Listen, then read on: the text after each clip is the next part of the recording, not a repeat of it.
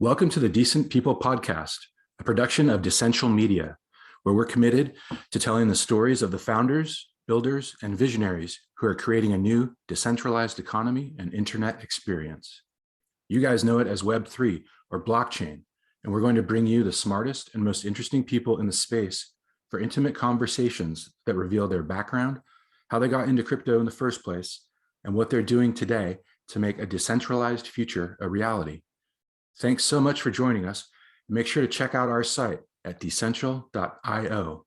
Now, to the show. Hi there, and welcome to the latest episode of Decent People. I'm your host, Matt Leising, and today I'm joined by Anthony Sassano, an Ethereum guru who publishes the Daily Gwei, a Monday to Friday 30-minute recap of all the big news in Ethereum. He's also co-founder of ETHub, an open source research and resource firm. He also appears able to move the price of Ether up or down depending on his bullishness on any given morning. If you closely follow Ethereum and don't listen to the Daily Gwei, you're doing it wrong. But it's also a great way to learn for newcomers. And to me, Anthony feels a bit like the Obi-Wan Kenobi of Ethereum, but he's not nearly as old. Hey, Anthony, how you doing? Hey, Matt, thanks for the intro. That's you have a very unique intro. I like that. Obi-Wan Kenobi of Ethereum, but nowhere near as old. That's great. Yeah. Great to be here. Excited to have a chat today. Yeah, thanks so much for doing this. So first of all, it's 5 o'clock on a Friday evening in Los Angeles, and it is noon in Melbourne, Australia, where you are. Is that correct? That's correct. Yep.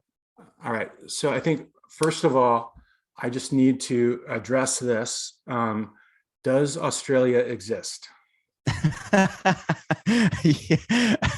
Well, I mean, you go back and forth about it, right? Like sometimes you're like, okay, yeah, maybe not. But it's so funny that you ask a question like that, because I've actually been genuinely asked even stupider questions than that before, where people kind of like say, "Do you guys ride kangaroos in Australia?" And they're actually serious. It's not a meme or anything. And I'm like, "What are you talking about?" Like, like it's like asking an American, "Do you guys ride bears?" or a Canadian, like, the native animals there. But yes, no, we do exist. We're just very far away from basically everything in the world. Yeah, and so if anyone doesn't know, that's a crazy meme that's out there. It's a copy pasta that someone started on Facebook many years ago, or not many, but a few years ago, and it really kind of gained some traction, where the idea was that Australia as a place doesn't exist, and that anytime you see anything about Australia, it's a bunch of actors, and that airline pilots are all in on it. And so my sons are super into YouTube and the meme world, and they brought it to my attention. So I just wanted to start with that, and I want just to break the ice, like, what did the local news like around you make of that? And what's the funniest thing that you remember where people had to be like, "No, we actually are here and we live here"? Yeah, I mean, I don't really remember too much of the local news covering it. I did remember the meme kind of like circulating a bit with my friends and stuff like that, and we just laughed it off as something kind of like silly, right? Because we're just like, obviously, obviously it exists and things, but some people actually got quite serious about it. I ended up seeing, and I'm just like, okay, well, the internet is full of these kinds of people who come up with these wild theories, and then it's kind of like impossible to tell if they're being, actually serious or if they're joking, because you don't see their facial expressions, and a lot of it is done anonymously on message boards and things like that. But I don't remember there being like too much kind of like fanfare around it, just because we obviously know that it was just like some silly meme and that we're here. But I think what was actually something that caught us off guard was more so around kind of like the COVID coverage from other countries for Australia, where, I don't know, like, without getting too political, it seems like the media of other countries use Australia as like an example of what happens, if you go too far towards kind of like doing lockdowns and things like that. And it was wild because everyone thought that we were still in lockdown and we were like kind of imprisoned, and like cops were coming to our doors and saying, you need to stay home. And everyone here's like, what are you talking about? Like, we're fine. We're going to the park. We're going, we can travel and everything like that. I think that's what actually caught people off guard more so, like in terms of something that came from overseas, instead of kind of like the meme. So that was an interesting kind of like last few months, that's for sure. Yeah, that's interesting. As I am following it, it seems like New Zealand is going even a little bit further. I mean, but yeah, it's that question of like, it's so far away and nobody's there on the ground right now to actually tell the true story of what's happening, which I'm sure will filter into the rest of our conversation about Ethereum, because there's a lot of that gets filtered into sort of what people think is, or what they want to think about it rather than what's the reality. Mm-hmm. So you're in Melbourne now. Tell me about your childhood. Where'd you grow up, and where were you? Where did your parents live? Yeah. So, I mean, I've been in Melbourne my entire life. I was born here, raised here, lived here. I never lived anywhere else. So, for reference for people, I'm 29, turning 30 this year. So, yeah, I've just lived my entire life. Basically, actually, before I moved into my new place over the last couple of months, I lived in the same house for most of my life as well, the family home and everything like that. So, yeah, just love the city, love Australia. I don't really have a reason to leave, even though as I got into Ethereum, I discovered that I was at kind of a disadvantage, both from a time zone perspective and from like a distance perspective. But I think within crypto, and it's like widely understood that most of it happens kind of like online, and you don't really need to be based in any one geography to actually benefit from it. But like to your second question about my parents, I have an Italian background. So my dad was born in Italy, and then he's came with his parents and migrated to Australia, as a lot of Italians did back then. My mum wasn't born in Italy, but her parents are Italian as well, and migrated around the same time too. So all Italian background, nothing really else in there. I haven't gone back too far, but that's Is where there kind a of like big Sassano. Italian community in Melbourne? Yeah, I mean, maybe not so much these days, but they used to be like I guess through the 70s, 80s, 90s, it was just like Italians basically everywhere. And not just Italians, but like Greeks and things like that as well. Like just that part of Europe, a lot of them kind of like migrated to Australia, and there's still kind of like strips in like around the city where it's kind of like dominated by kind of like Italian culture and things like that. So, but as time went on, I mean, Melbourne's very multicultural. So as time went on, we had like different kinds of people migrating to Australia. A lot of Asian people migrated to Australia starting in the 2000s and 2010s. So they've kind of got their own place. Like we have a Chinatown and things like that, of course, in the city. So yeah, I mean, it used to be much more kind of like oriented around the Europeans, but now it's, I mean, even a lot of Indians as well migrate to Australia. So it really is kind of like all kind of different parts of the world here. But I obviously just really experienced Italian culture growing up and everything like that. And but yeah, I think Melbourne is a constantly evolving city. Like it doesn't stay in one place for too long, because we have, I mean, even though we're far away from everywhere, there's a lot of people who come and go. That's for sure. There's a lot of travel going on within Melbourne. And what did your mom and dad do when you were growing up? Yeah, so my dad pretty much worked in retail for most of his life, selling kind of like home appliances and furniture. He like managed stores and ended up owning one eventually. And my mum, she's been doing a few different things. She was like an administrator for a while, a bunch of different companies there, and then she's working at an accounting firm, I think, right now as administrator there. So yeah, I mean, it's funny because like I think in their kind of like generation, it was kind of like less about going and getting a career and more about kind of like just getting a job, because that's what you did, right? Like it wasn't, there's a much more focus on having a career these days than there was back then. And it's kind of like funny how the times change there. But I think for them, my grandparents, they worked like really crappy jobs when they came here, right, to survive, because that's all they could get. There was a lot of racism around Italians when they first came here. There was a derogatory term called "wog" that ended up being used a lot. People may have heard of it. It's not as derogatory as some of the other kind of like racist terms out there from my experience, but it was used a lot to make fun of Italians and say, go back to your country. But the same stuff we see like in a lot of places in the world. So because of that, they were discriminated against pretty heavily when going for jobs. Not so much my parents, but my grandparents. And then my parents getting like these jobs that were actually steady, and like they had lots of friends and like friends from different cultures. That was like a massive step up from where my grandparents were, right? Yeah. So that's kind of like what they did for for most of their life. They didn't kind of like pursue the university path because it was, again, very, very different back then.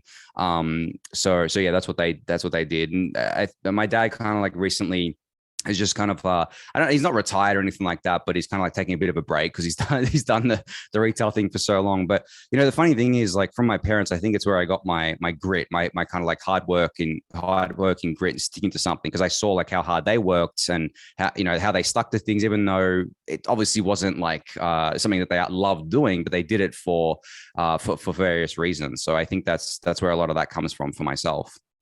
Yeah, very, very similar to the United States, but just a couple of generations maybe removed, where you've got the immigrant population coming in, and then the first generation really kind of getting a foothold, and then their kids kind of figuring out like the education system and moving forward.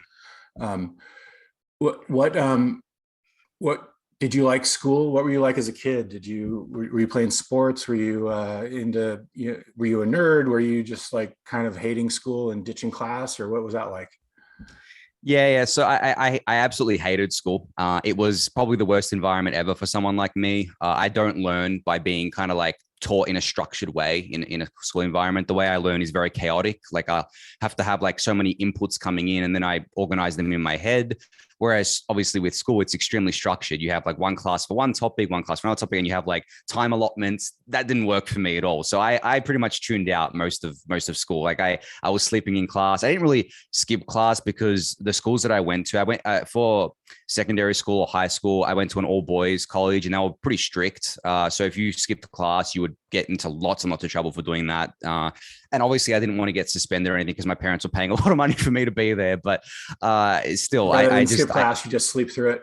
Yeah. And that was actually probably worse because the teachers could see like that I was just sleeping, and they would just like yell at me and then eventually report me to like the house leader, as they called it. And then I'd get detention and stuff. But a major reason why I would sleep actually is because I'd stay up late playing video games. So during my teenage years, I played a lot of World of Warcraft because that was like the big thing back then. And I'd stay up till like 2, 3 a.m., have to be up at 7 a.m. for school. So, yeah. I'd be very, very tired. But yeah, so school definitely was not for me. I think I gravitated towards doing things my own way. I have a really big problem with authority, not so much like it depends on what authority it is. I didn't really respect most of my teachers. I didn't like that they told me what to do. I didn't like that they tried to micromanage my life.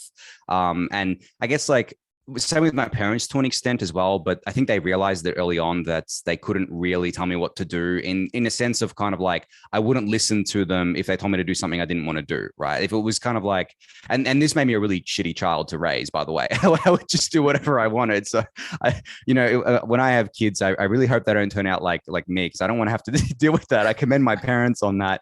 But you mentioned kind of like sport. I think my dad's very big into sports. He absolutely loves it. We have Australian rules football here, or AFL as it's known. He absolutely loves it. It's obsessed with it. Has been his whole life. Used to play when he was younger, things like that. And that's actually, it's obviously a huge kind of like thing in Australia, a huge cultural thing. But I am not really into sport. My dad tried to get me into it when I was younger. But I think, again, being part of a sporting team is extremely structured, and it's kind of like a team. It's definitely a team thing. Whereas because I kind of like, I mean, one, have a problem with authority, problem with listening to people, don't really do the structured thing. And because I don't really do the structured thing, I don't really work well within teams, so to speak, like as kind of like, that's why I'm like a lone ranger most of the time. It's kind of very hard for me to work well with teams because people rely on me to do things in a certain time, and kind of like I get anxious about that and stressed about that. I'm like, I want to do this on my own time, sort of thing. So it's just, yeah, it kind of like all, I guess, came from when I was a kid, and just reflecting back on that sometimes being like, wow, I've actually been like this my whole life. I thought it was just recently where I was just like, I got to this point where I was just like, okay, I don't know why I'm like this, but I am. But reflecting on what I was like as a kid, and talking to my parents about it too, like parts of my childhood that I don't remember, obviously, they said, yeah, I was literally always like this. I just never listened to anyone. I did whatever I wanted. And I was like, okay, well, where did I get that from? Because my parents aren't like that. And I don't think my grandparents are like that.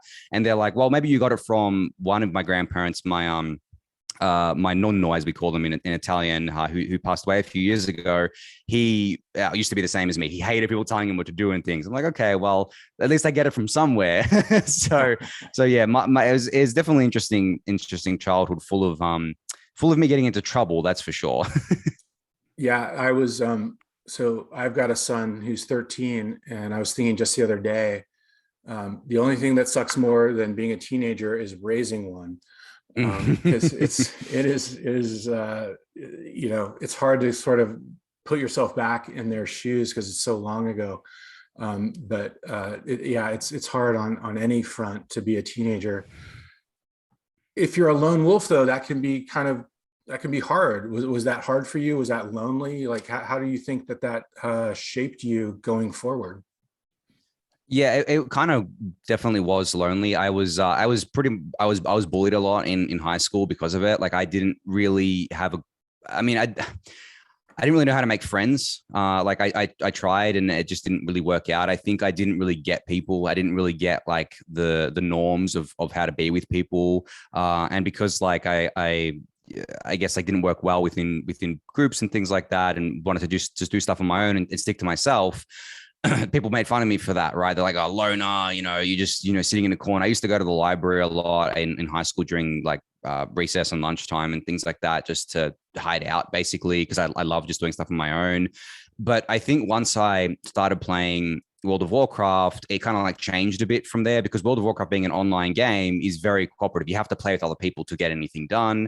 And that's when I actually started making a lot of friends, because we all played it together. We, stayed up late and things. We got into groups. We did all this sort of stuff. And I think that's what really kind of like changes it to, okay, well, I don't have to be like a total lone ranger where I can't work with anyone, or I can't speak to anyone, or I can't be friends with anyone. So I'm actually like, I mean, it's funny. I don't play the game too much anymore. I mean, it's been such a long time now, and it's kind of like, I mean, I don't really have anyone to play with anymore because all my friends moved on. But I think that actually shaped a big part of my teenage years, is being able to actually learn what it was like to play with people, play in a group with people, not be kind of like a lone ranger. And that's, the bullying still kind of like existed, because then people just bully me for being a nerd. Because back then, if you played video games, you were a nerd. These days, it's like the cool thing to do. But back then it was still like, oh, you're a nerd, you play video games. But like, I think that's kind of like what really helped me through that, and got me to a point where I was kind of like, okay, I can kind of like play nice with people. I can make friends, but I can still keep that Lone Ranger spirit, which I still do to this day. Definitely, I still think that if I'm around, I wouldn't call myself an introvert, but if I'm around a big group of people too long, and too long being maybe a couple of hours, I kind of like, I get over it really quickly. It becomes overwhelming for me. But it depends on the group, because like if I go to like an Ethereum conference, for example, I can be around people all day and I'm absolutely happy to do that, but only if we're talking about Ethereum and crypto. If as soon as the party moves to like a bar or something like that and people start talking about just bullshit, I'm like, I'm out. I don't want to do this anymore. It's just kind of like weird how that works. It's kind of like, it goes back to me not wanting to do things I don't want to do, sort of thing. It's like, well, I don't want to do this at all. Like I hate doing this. I just want to talk about crypto. Well, you guys aren't talking about crypto, so I'm out. A lot of people will actually just put up with it. Just like, oh, I don't want to be here, but I got to be here for appearances, or because like I have to be here for whatever reason. And I think that I just don't do that. Like it's not something I'm interested in doing. Yeah, that's funny. I resonate with that because like my job obviously is to talk to people and to interview people. And when it's professional and I can get somebody like you on the phone, or then I have no trouble having a conversation. But if it's me in my real life and I'm at a party, I have a really hard time just making small talk. I really don't. It's not that I don't care. It's just that I don't really know like what's a good conversation starter, and it's kind of like I don't understand it about myself, because I can click into this mode when I have to.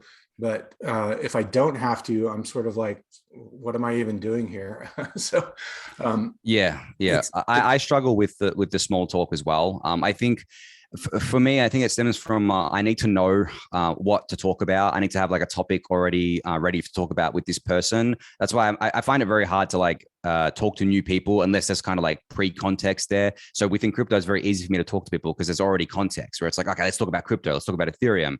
But in like my real life outside of crypto, when I meet someone new, I'm like, what do I talk about? Like, I don't like making that small talk to get to a point where I need to know what to talk about. I like the icebreaker already being there as like a pre-context. And I think it's very funny as well. My best friend is the complete opposite of that. He is like a master of small talk, master of making friends.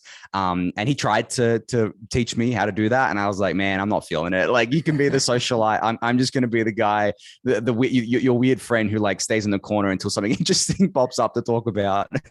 Yeah. Yeah, that's what I realized about myself many years ago was just, and I'm okay with it, is that as a writer and somebody who I just kind of like to sit back and watch. I like to sort of observe, and that's where I feel comfortable. I don't need to be the person, in the middle with the spotlight on him.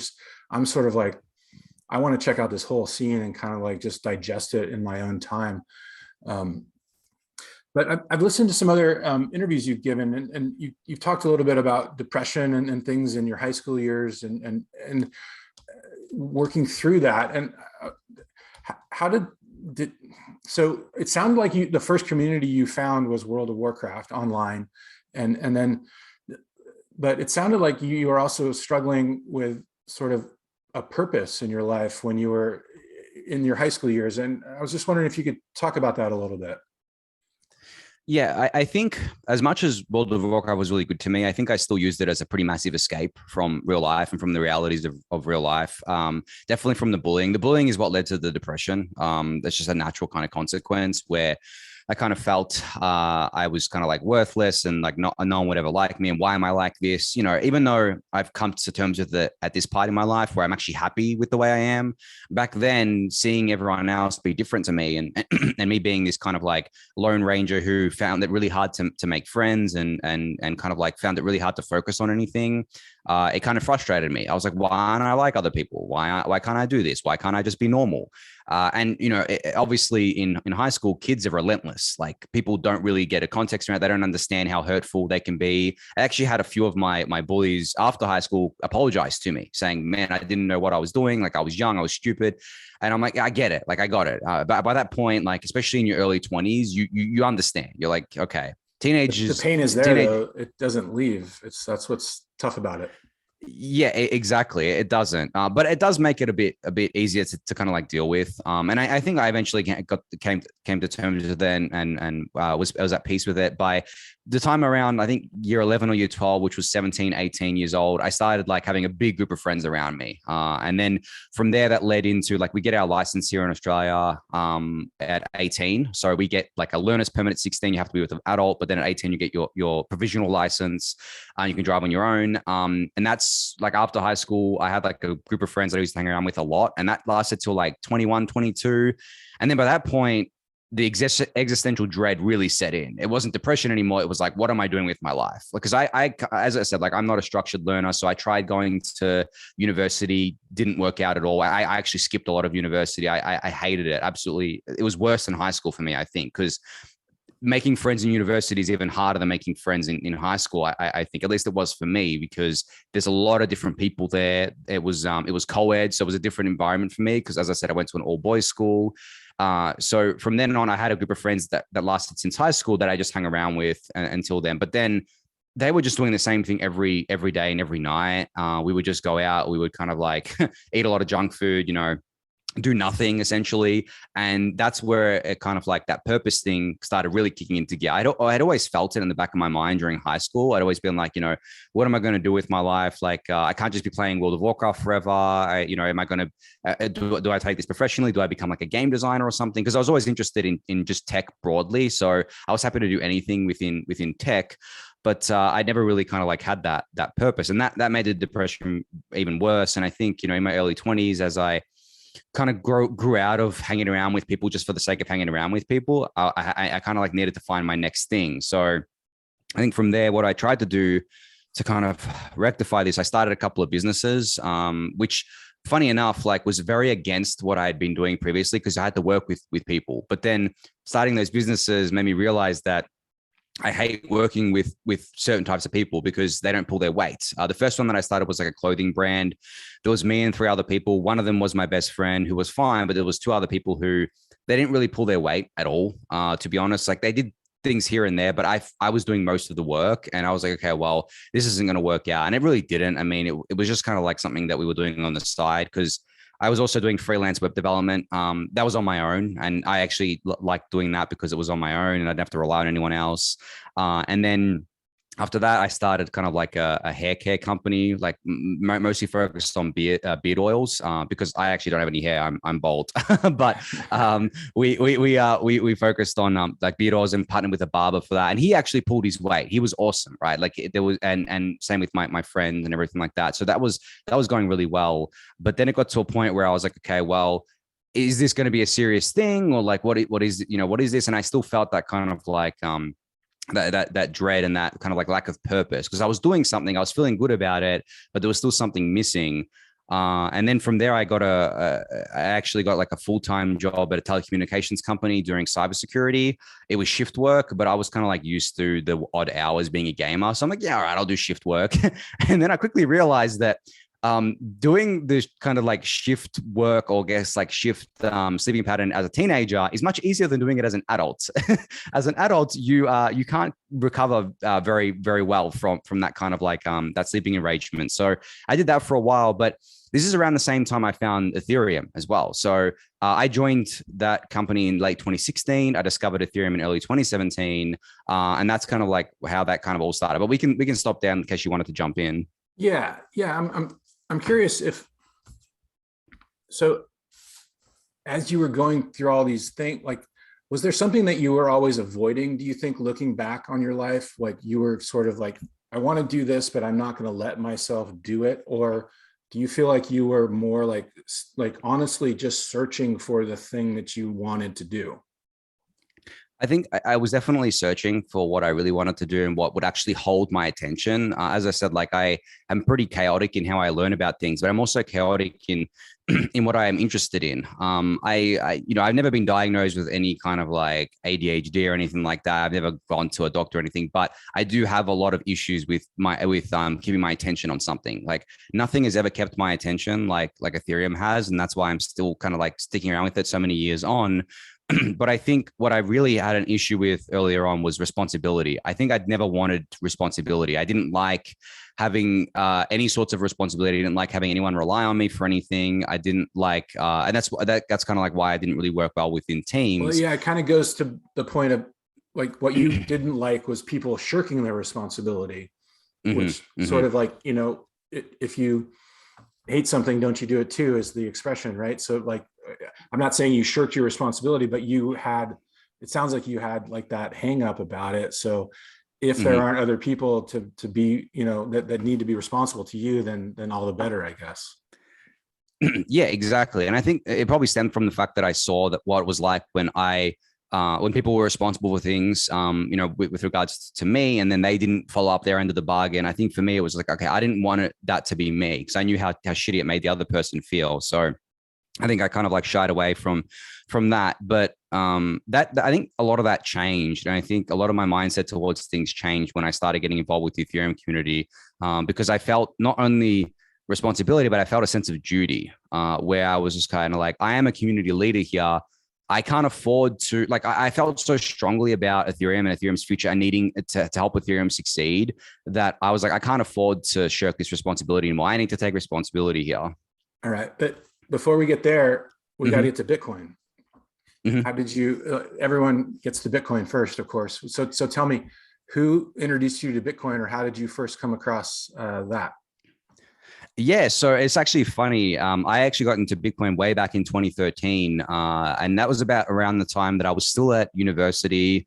And my friend introduced me to it just randomly. He's just like, hey man, like there's this Bitcoin thing. I'm like, what's Bitcoin? And I, obviously jumped down the rabbit hole. And I think back then I was still in the mindset of very kind of like anti-authority. It had only been a few years since the financial crisis, and actually I think back then I was probably bigger into conspiracy theories than I am now. So I was kind of like that guy that was like, oh yeah, this conspiracy theory here or this theory here, like this doesn't add up. And then I think that's what attracted me to Bitcoin, because I was like, oh yeah, like so you were like, Australia doesn't exist before Australia doesn't exist. Yeah, exactly. Yeah, and I think that's what kind of like because the Bitcoin crowd in 2013 was very much like that. They were like very anti-authority, right? Like extremely anti-authority, and like we can create our own money. It's not controlled by the banks, not controlled by the government. We're not going to have another 2008 financial crisis because of it. And I really bought into that like very heavily in 2013. I was all about it. But what were you, about 21, 22 at that age, or yes, yeah, I was about 21, 22. Yeah, that's correct. Yeah, yeah. And as I said, I was still having like hanging around with a big group of mates and things like that. And like still not really doing kind of like much in the way of full-time work or anything. So I didn't have much money back then either as a consequence. So I didn't really put much money into Bitcoin, but I ended up getting, just very, very heavily involved. And I was actually like a pretty big advocate for it as well to kind of like friends and family. I was like, yeah, this Bitcoin thing, like, it's not money controlled by the state. And they had no idea what I was talking about. People, normal regular people don't think about this sort of stuff, right? I mean, it's hard even today, I think, still. Yes. For people to wrap their head around, let alone in 2013. Yeah, exactly. And people obviously call me crazy for it. They're like, it's a scam, whatever. I'm like, okay, whatever. Even back then, I obviously knew it wasn't a scam or anything like that. But I think what happened with Bitcoin was that the only thing holding most people's attention to Bitcoin, and this is true for most crypto, but I think even for within crypto, if you're in the industry, the only thing holding most people's attention seems to be the price. And if the price is not going up, most people will very quickly lose interest. And that's actually what happened with me. I actually lost interest when the price started going down after the massive bubble because MT-Gox collapsed and everything like that. And then in 2014, I just sold what little I had and didn't look back at it until I discovered Ethereum. But I think having that first experience with Bitcoin back then actually shaped a lot of how I treated Ethereum, because I regretted leaving the ecosystem back then because I missed out on early Ethereum like massively. I obviously didn't participate in the ICO or anything like that. And I think that really did shape my views in crypto. So I'm very glad for that time. But these days, I think that Bitcoin, I mean, I wouldn't call it like a failure. I think there's a lot of people who still think it's a massive success because that's what they want it to be. But from my perspective, it's something that I don't find interest in anymore. It's just like, I'm not really about kind of like being super anti-government and thinking that lizard people are controlling the money supply and want us all to kind of like be poor forever. Like that's what there's a lot of kind of like that rhetoric in the kind of like Bitcoin community that I just don't resonate with anymore. But I did when I was younger. But yeah, it's kind of like funny how that changed from there. And how did so you got out and you kind of cashed out your Bitcoin, but then what brought you back around to Ethereum? So another friend introduced me to it in early 2017. He said, "Hey, I know you were into Bitcoin way back. Check out Ethereum." And the funny thing is, it's not like I wasn't kind of like still aware of Bitcoin during 2014, 15, and 16. I actually was very aware of it because we're working with computers, working on some cybersecurity stuff. There was a lot of ransomware back then, and they were demanding Bitcoin payment. And I remember hearing about it all the time. And I was like, oh, Bitcoin, whatever. That thing's, I didn't think it was a scam, but I was like, oh, whatever, it's dead. I actually legitimately thought it was dead back then. I was one of those people. And because the price was doing nothing. So I kind of like just keep dismissing it. And then I actually didn't hear about Ethereum until early 2017. And then my friend, like, because I trusted my friend, because this friend was the one who actually got me the job at this company in late 2016. So like at that point in time, I was really close with him. We were like talking all the time and I really trusted him. So I'm like, all right, I'll give it a chance. I'll look into this Ethereum thing. And then because like I have a tech background, not a finance background, like at all, I'm not really, never really did anything with finance, but always did stuff with tech. Immediately it resonated with me. I'm like, okay, it's like Bitcoin in that it has a native currency, but you can build stuff on it. And from then I was hooked, like, because there's a million different things you can do with Ethereum and there's a million different things you can build and so much stuff going on. 2017 obviously had like a massive run up as well. So that kept my attention too, with what little money I had, I was making more money. I was like, oh my God, like this is so much money for me at the time. But also the fact that there was people actually still building stuff back then. There was the first remnants of DeFi coming out. For people who remember back then, it was like 0x. And I mean, Orga and stuff like that. Some of these kind of like apps are pretty ancient now. Like Ether Delta was like the first decentralized exchange on Ethereum. Yeah. And there was like the talk of Ethereum moving towards proof of stake by the end of the year. And I thought that was really interesting. And obviously that didn't happen, right? It took much longer than we thought. But I think the fact that there was like a million different things happening, a lot of different cultures as well within Ethereum, rather than just kind of like the anti-government, kind of like gold bug libertarian culture of Bitcoin, is what really held my attention. And just generally, there wasn't any, because Ethereum was much smaller than Bitcoin, there wasn't really any toxicity. It was kind of like people being like very friendly with each other. Whereas with Bitcoin, it had the block size wars in 2017. And I think at that point, a lot of people got shied off from Bitcoin because like, this is just like super toxic. I don't want to deal with this drama. I just want to kind of like build stuff. And I think Ethereum was like a refuge for those people. It's interesting hearing you talk about your past and not like just having a hard time finding the right people to work with, because then jibing that with Ethereum, which is really a community, and it's like people do work together very well. And I think that's one of the keys to its success. What do you think was there something different about the Ethereum community that when you started exploring it, were these like your people? Were these like the World of Warcraft people, but they were like now, dealing with a global system that had a native currency and all these possibilities on top of it that seemed almost kind of limitless? Yes, that's exactly right. Actually, you hit the nail on the head. I think I found my people again. I think that's what I'd been struggling with for a very long time. Is like I didn't have a group of people that I resonated with anymore. I had obviously grown out of like the gaming kind of like scene. That scene changed a lot because the gaming scene is really dominated by younger people, especially people kind of like that because they have the time to play games. They have the time to set the culture. It really is dominated by the teenagers and probably some people in their early 20s. But for me, because I had grown out of it, I was like, I was looking again for my people, for my home. And I don't think I actually found it in 2017. I think I found it in the bear market. I found it in 2018 when all the noise went away. And the only people left in the Ethereum community were the people who actually gave a shit about Ethereum and not just the price. And I think from there, I ended up making a lot of friends. We formed a little community together and we just kind of like helped each other through the bear market. We grew very strong bonds. And these are people like, people know them, Eric Connor, Ryan Sean Adams, David Hoffman, DC investor. There's a lot. I'm not going to name them all, but these people, we all stuck around. We all built ourselves up. We all came up together and came to prominence together in the community and kind of like really stuck by Ethereum and did a lot of stuff for Ethereum as a community. And I think, and we did it not so much as an organized group, but we did it as kind of like a bizarre model where we all did our own thing and it was kind of chaotic, but we all came together and we were kind of like going towards the same goal.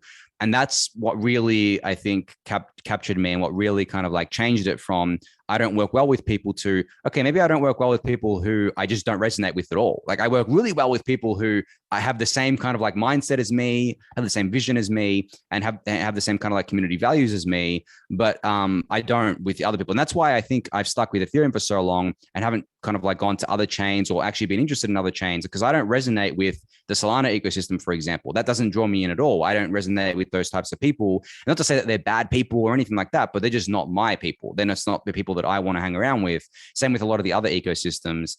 And I think the Ethereum community is very much the same. I think that's why most of the Ethereum community, or at least the early community, is still around, still kind of like hasn't gone to other ecosystems because they just kind of like are fine with Ethereum. Like that's what's where their community is, where their people are. Yeah, I feel as a reporter, I started covering crypto in 2015 for Bloomberg and didn't really get into Ethereum until early 2016 when I went over and met Joe Lubin at Consensus. And then obviously everything went crazy. Well, there was the DAO, but we don't have to get into that. But then everything went crazy in 2017 with the ICO boom and into 2018, and then the huge crash. So 2017, early 18 at Bloomberg, all of a sudden I've been trying to tell people like, this is really interesting. We should be writing more about this. We need more people, like let's get some editors devoted to it. And it just fell on deaf ears.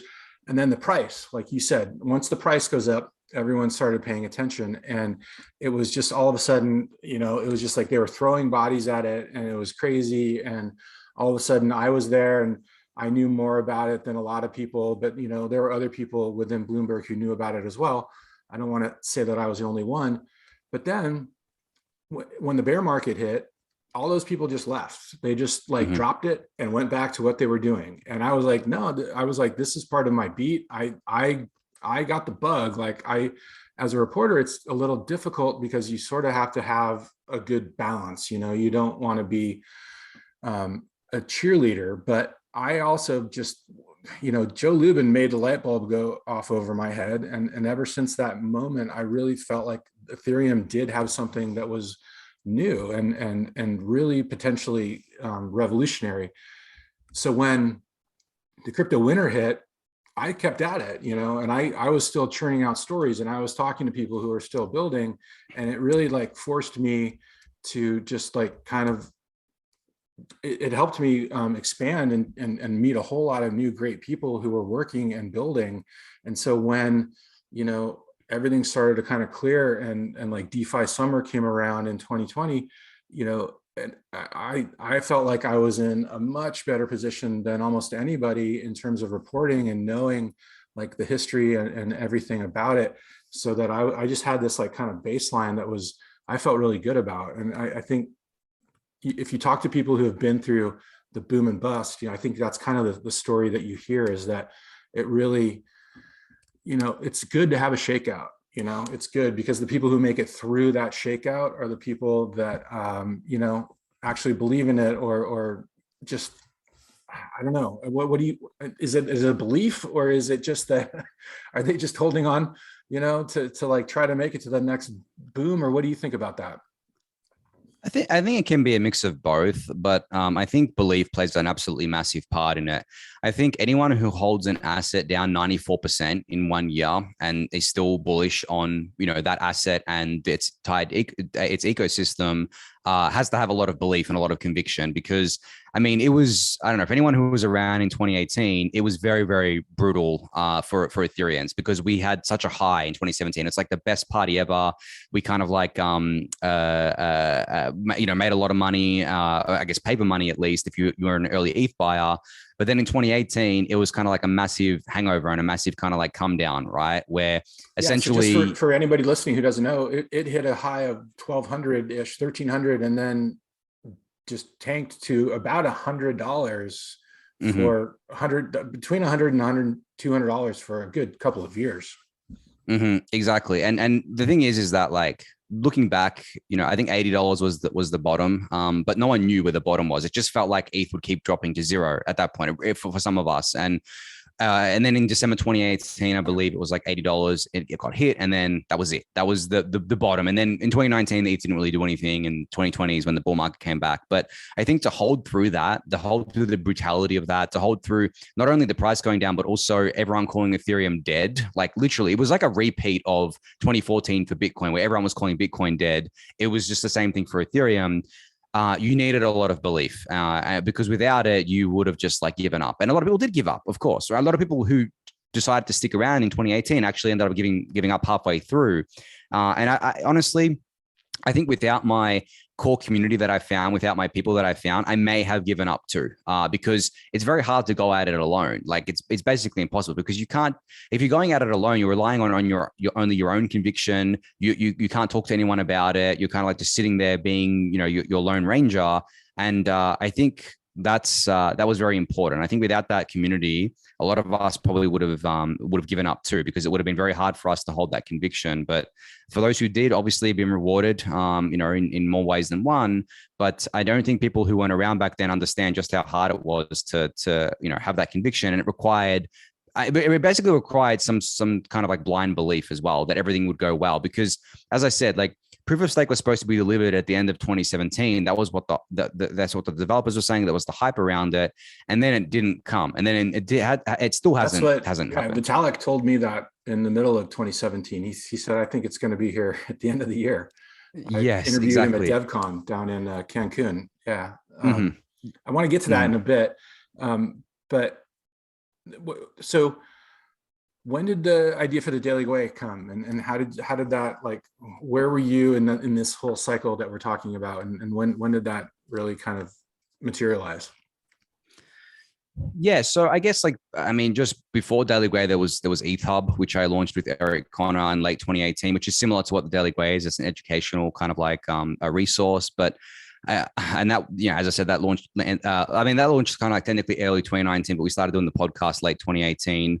But with the Daily Gwei, I think I wanted to go back to my kind of like Lone Ranger roots, where I wanted to do something that was just me. Not to say that Eric is bad to work with or anything. He's awesome to work with, and I love doing what I do. We still do it together to this day. But for me, it was kind of like, I need to do more. I wanted to do more for the ecosystem, and I wanted to be able to move at a pace where I could set the pace. And given that Eric lives in where you are, basically the time zone that you're in, it was hard for us to schedule things. And kind of like he's at a different part of his life than I am. He's a kid now and everything like that as well. So I was kind of like, well, I want to do a daily thing, but I don't think I can do that with ETHUB. And I want to do it kind of like on my own. I just do my own kind of like Lone Ranger thing. So I started the Daily Gwei in mid 2020. And it started off as a newsletter, so a daily newsletter. And then by late 2020, I was like, okay, I need to do even more than this. And I started doing a daily YouTube show, just all about Ethereum, recapping Ethereum and things like that. And during this time, I was still working as a full-time as a product marketing manager at Set, which is one of the DeFi protocols. But then I left that in kind of like early 2021 because the Daily Gwei and ETHUB and all the other stuff that I was doing just started eating into a lot of my time. And I was like, okay, well, I want to do this. And as I said before, like I have like when I want to do my own thing, like I have to do it. Like I can't just stick by something I don't want to do. And not to say that Set wasn't awesome to work with. They were great guys, and I'm still an advisor to that team. But I think what ended up happening was that I just wanted to do the Daily Gwei stuff more, and I gravitated towards that. So that's kind of like where that kind of came from. And I'm obviously still doing it to this day. I don't think I've ever really missed a day, and if I have, I've made up for it. Yeah, that's awesome. So do you know? Obviously, Gwei is one of the. For anyone who doesn't know, it is a unit, I guess, right? Of ETH, yeah. Of Ether. It's the most commonly used unit. There's some of these are named or sort of associated with different people in computer science history. Do you know about that at all? Yeah, I mean, I can't remember exactly who, but I think it's from Wei, because there's Gwei, G-Wei, which is like Gigawei, and then there's Wei, which I think is reference to someone in computer science. Yeah, well, apparently, I was looking this up today just because I was curious. It's Shannon is a guy, Claude Shannon. Mm-hmm. He was a mathematician and cryptographer, and some people call him the father of information theory. Two cool things that I learned about him today. He invented a flame-throwing trumpet. So just think about that for a second. Mm-hmm. And then he's also one of apparently he co-invented the first wearable computer. And the purpose of it was to help with the odds in playing roulette. So There you go. That's a little bit of a Gwei history for you.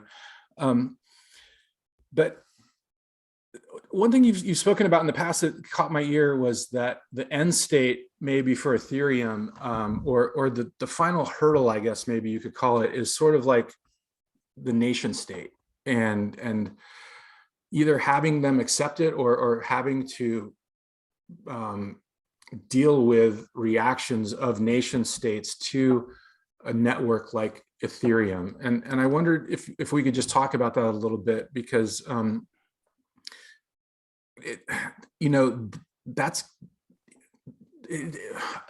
struggling here, but it's for a lot of people still in this world, this is still a very ephemeral topic. It's still very kind of in the ether, so to speak. But here we're talking about like nation states rise, like marshaling their resources to either control or try to stop something like Ethereum. And is that a reality to you? Do you feel in the coming future, or how do you see that playing out as a threat, I guess, to this idea of decentralized networks?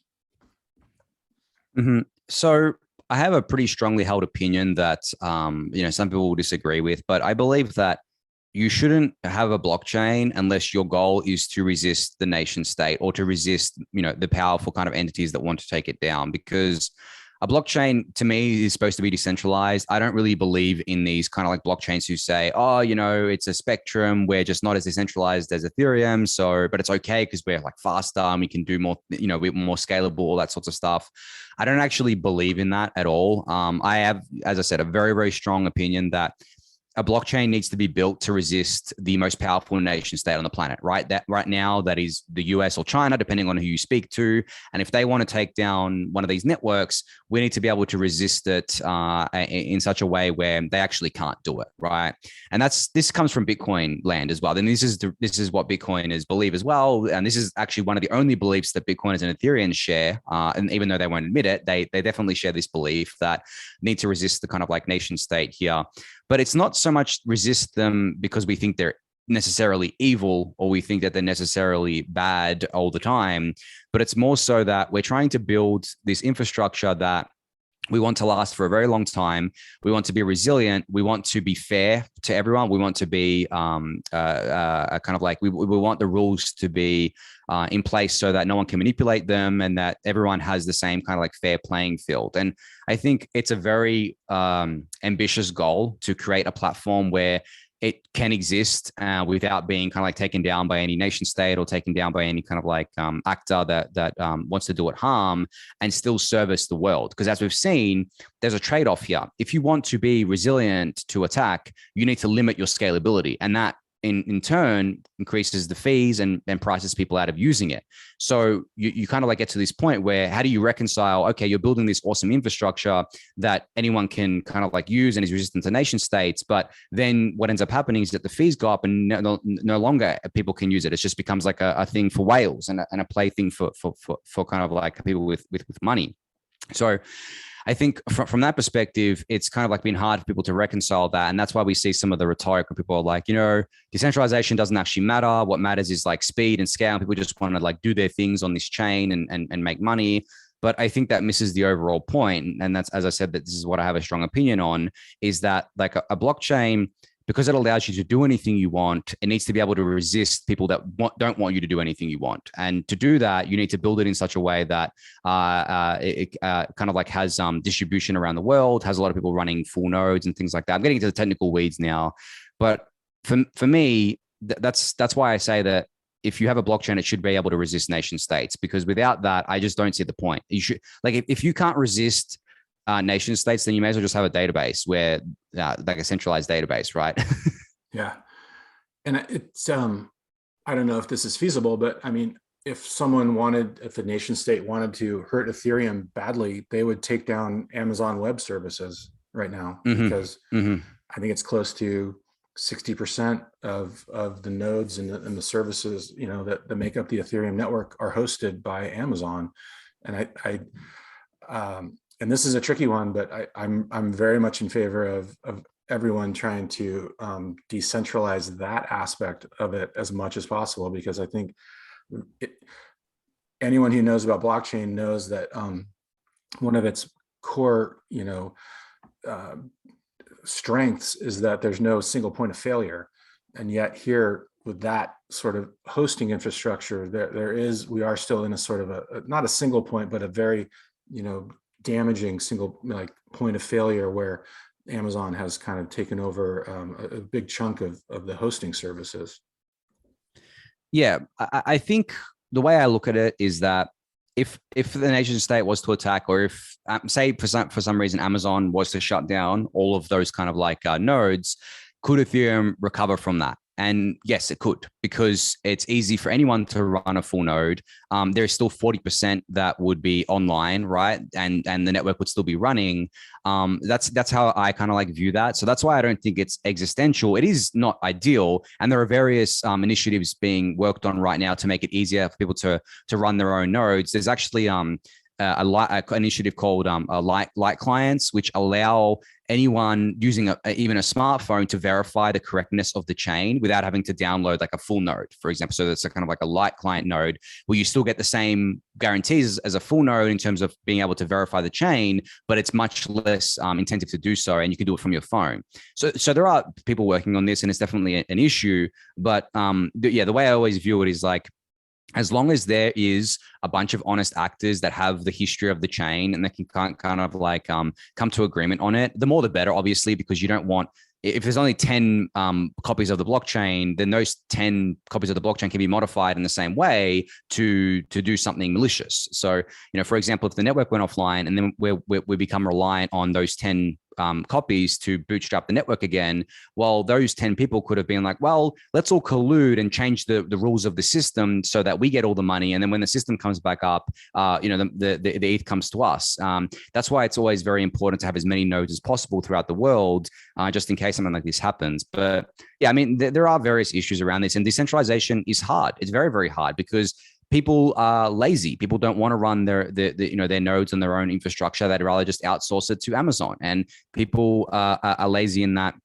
Centralization is very, very easy. Like, we can actually fix every single issue we have within Ethereum with centralization. But that's the whole point, is to do it in a decentralized way, right? But everything else, like there is a major reason why proof of stake took so long is because there were so many moving parts to it that needed to be figured out in a decentralized way. But if we just did it in a centralized way, we'd do it in 2 seconds. It would have been delivered in 2017. It would have been fine.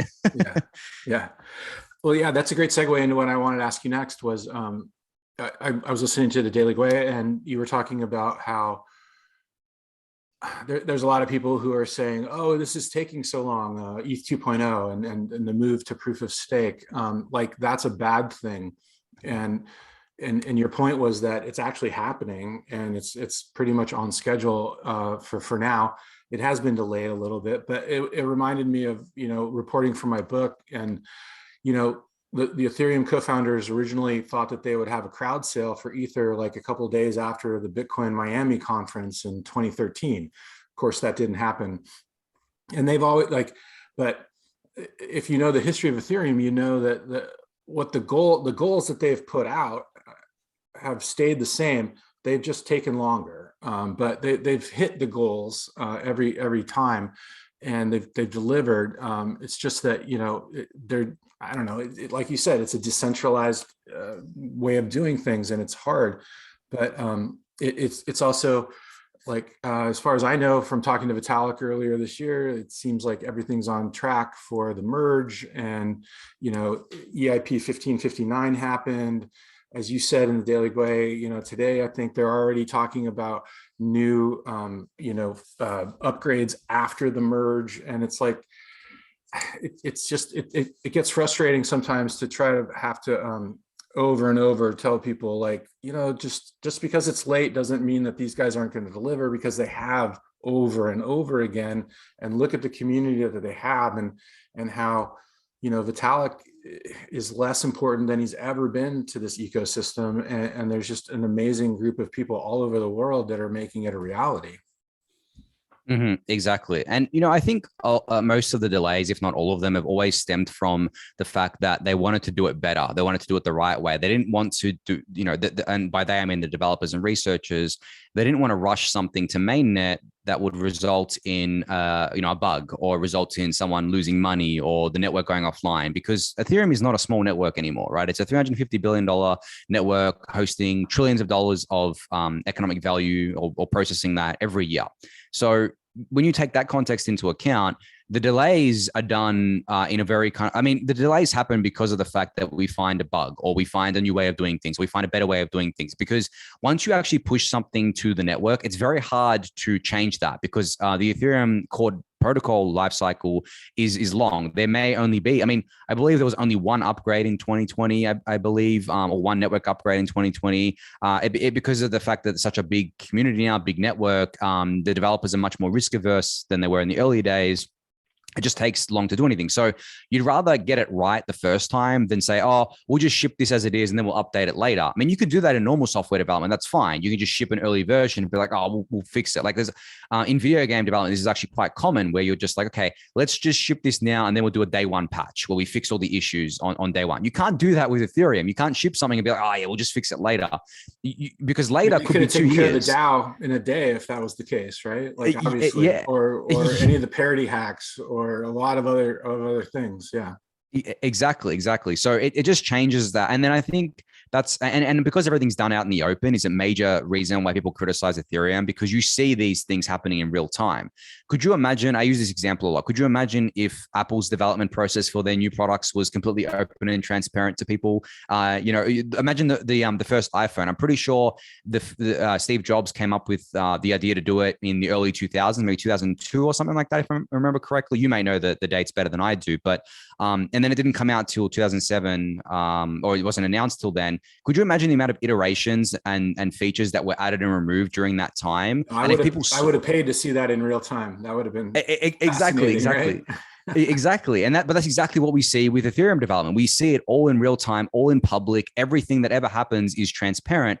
And that's a blessing and a curse. A blessing because it's an amazing thing to follow along with, and a lot of people get to be involved with it from all around the world. But a curse because the FUD is relentless. The FUD around everything. It's like, oh, this changed again, or this changed again. Well, would you have rather it not changed and then it actually resulted in a worse outcome? Like I think the proof of stake developers had to come to a very big fork in the road where they actually scrapped the original roadmap completely. They reset the original roadmap in, I think, 2018, mid 2018, and they started again. That was an absolutely huge thing. They took some research from the earlier years. Vlad and Vlad Zamfir and Vitalik were working on sort of parallel ideas, but they realized they had to get rid of it all.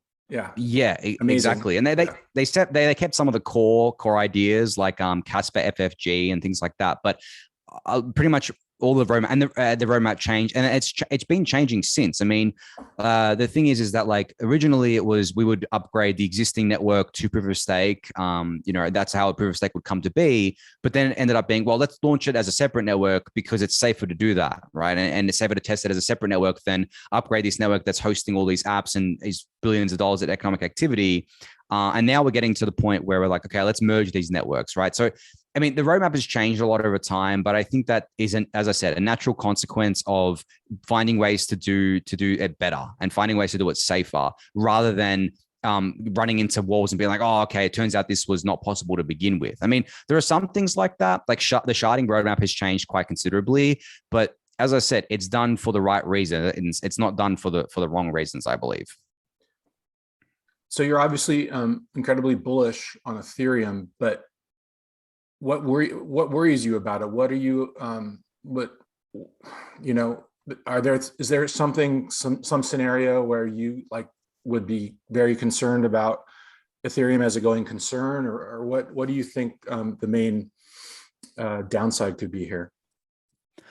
So I think I was much more worried maybe a year or two ago about things and about how long things were taking.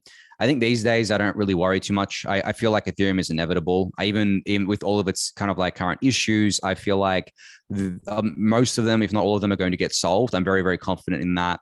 But also, there are a couple of other things that maybe they're not unique to Ethereum, but they're kind of like existential maybe to all kind of decentralized chains. And I think the big one is that people just won't care about decentralization. That's something that people bring up all the time, in that people will come to this ecosystem. Most people are only in it for the money. So why would they care about decentralization? They'll just kind of like use whatever makes them the most money, which is a fair argument to make. But I actually think that people who say people don't care about decentralization are talking from a privileged view, where they may not care about it. They may not need it. They may think that that's just all about the money. But I think there's a lot of people who actually do care about it. I think whenever I think about decentralization, I think about security. That's how I reframe it. Like if you ask someone, do you care about being secure in your home? Do you care about your assets being secure? They're going to say, yes, of course. Like you don't want your assets being unsecure and being able to be stolen from you. So then, okay, well, security stems from decentralization in this space. If your blockchain is not decentralized, well, then your security is very, very low. It means that there's a centralized actor that can actually steal your funds or can do something, egregious with your funds. So that's how I kind of reframe the conversation there. But if I had to come up with one thing, it would be that, in terms of like the centralized platforms just reach critical mass. They get so much adoption that they kind of like dwarf the decentralized ones. But I honestly don't think that's going to happen. I even with kind of like some of these other platforms that have gained prominence lately that are very obviously centralized, Ethereum is still growing. Ethereum is still growing at an epic pace. The L2 layer 2 ecosystem is taking off, which is how Ethereum is scaling. So I don't, and in terms of like other things that could kind of like stop this train, I don't really think there's anything at this point. I honestly truly believe Ethereum has reached the point where even if all the core developers and all the core researchers were maybe kind of like hit by a bus or kind of like all went away all of a sudden, which obviously is like a pretty much 0% chance for all of them to end up like that. I still think Ethereum would continue quite nicely, but obviously it would take a hit. But there's not many reasons to be bearish on Ethereum. That's why I kind of like, I always ask people like, give me a bear case for Ethereum, like an actual bear case for Ethereum as a platform. And people struggle. They come up with some all kinds of esoteric things that just a very, very low chance of it happening. I'm like, okay, well, thanks for confirming my biases, guys. Like there really isn't a major reason to be bearish on Ethereum. Yeah, that's a great point. All right, so to end on a lighter note, I told my kids, because they love the Australia doesn't exist meme. So I told them I'm talking to somebody from Australia, and I said, if you guys like, they're like fascinated, and they're like, oh, like I'm like, all right, so give me a couple questions for somebody in Australia. So this is from my 9-year-old. How much wildlife lives near your house, and how many want to kill you? All right, so I can answer this from two places, because as I said, I just moved into my new place for the last couple months. At my old place, you would see kangaroos quite regularly because I lived right next to a gorge, and the kangaroos lived there. They would come out onto the road and hop around. There was actually pretty big packs of them because they live obviously with their families. I once saw like a pack of 10 just at night. It was actually quite scary. There was like there's a vacant block near where I am, or used to be, where I used to be. And they were just standing there. And I was driving, and my headlights went into their kind of like eyes, and the reflection of their eyes. And all I saw was just these bunch of eyes staring back at me. And I'm like, what the hell is that? And then as I got close, I was like, oh, it's the kangaroos. But the thing is about kangaroos is that they have extremely strong legs. So if they hop on a car, for example, they'll actually crush the car. So you don't actually want the kangaroo, and they're not aggressive unless you're kind of like aggressive towards them. They won't actually attack you unprovoked or anything like that. But they can be quite scary, especially when they're hopping around, because you don't know what direction they're going to go in, and they're hopping around everywhere. So that was quite scary. But yeah, there were them that lived near me in my old place, but in my new place, I haven't seen any kangaroos, but there's a lot of wildlife. Yeah, I live in a newer area where there's a lot of wildlife. There's like possums and things like that, but none of them want to kill me. That's for sure. There's a lot of spiders everywhere. Like not a lot, but like you find them in your house like every couple of days. But the actual poisonous big spiders, you have to actually go looking for them. They're not just going, like, most of the time they're not just going to randomly pop up in your house. Well, that's good to know. yeah Unless you're living out in like the country, right, the bush as we call it, you encounter a lot more of it out there. But in like kind of like modern, not inner city, but like metro society, unless you're actually looking for it, you won't encounter that the wildlife that's actually like dangerous. Like snakes are around, but a lot of them aren't the snakes that'll kill you. Like if they bite you, it'll sting or something. You may need medical attention, but it's mainly out in the bush where there's like a lot of bugs and stuff that'll like bite you, and there's snakes. But again, you have to actually go into the bush for that. Like if you're on the road or in kind of like the hotel and things, it's not really there. Yeah, that's funny. I lived in Brooklyn for New York City for 13 years, and in an apartment, and obviously in an enormous city, and kind of just lost touch with nature. And then I moved back to Los Angeles, my hometown, and I basically live up in the mountains, and I'm surrounded by, like, coyotes are going through my yard, and there's spiders and snakes. And for a good 6 or 8 months, I was really squeamish because I was coming from New York. I was kind of just like, I was just a little just off put by it. But now, 3 years later, I'm just like, screw it. I'm in it. Nothing scares me anymore. I'll stick my hand in that log and do whatever I need to do. Yeah. But hopefully down there in Melbourne, Anthony, if you get accosted by some kangaroos, you'll whip out your lightsaber as the Obi-Wan Kenobi of Ethereum. And even though you're not that old, but I want to thank you, man. This has been a really fascinating conversation. I really appreciate you letting us into your life and your passion. And thanks for doing what you do. I think you're an amazing resource. Everyone who's listening to this should definitely subscribe to the Daily Gwei and just check it out. There's so much to learn, and Anthony will point you in all sorts of interesting directions as this ecosystem evolves. So thanks, Anthony. I really appreciate it. Yeah. Thanks, Matt, for having me. This has been a great conversation, and thanks for all the kind words and good questions. Yeah, man. Have a great night, and I'll talk to you soon. Talk to you soon, mate. Bye. Okay.